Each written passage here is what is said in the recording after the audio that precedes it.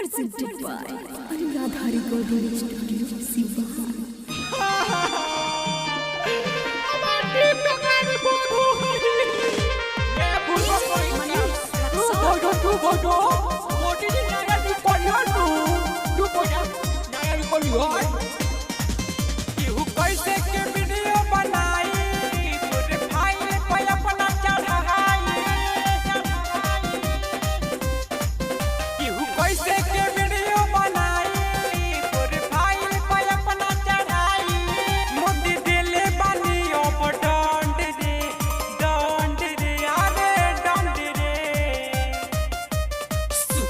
भाई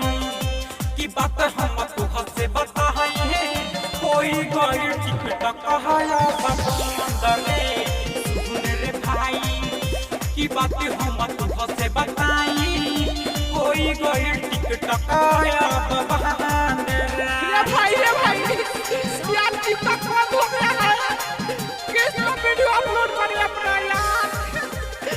लोग ना आप क्या करो मोबाइल में होगा अपना वीडियो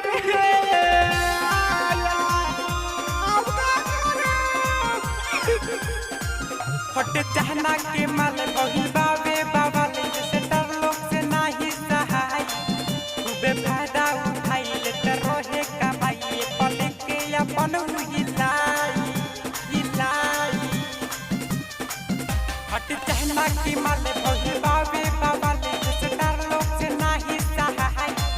खूबे फायदा उठाई ले ते रोहे कमाई पले के अपन हिलाई लइका फैका पढ़ाई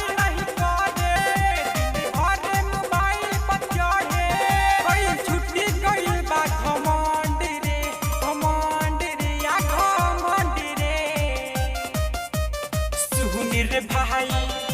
की बातें हम तुझ से बताई कोई गई टिकट या बहाने रे सुन रे भाई की बातें हम तुझ से बताई कोई गई टिकट या बहाने रे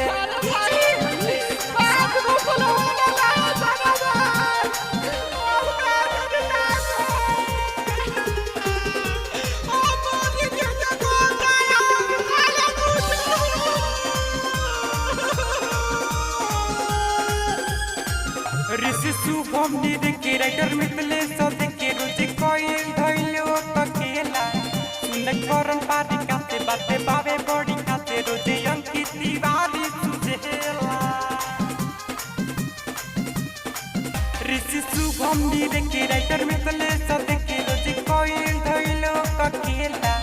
सुन करन पारी काते बाते बावे बॉडी काते रोजे अंकित तिवारी सुझेला अपन देश से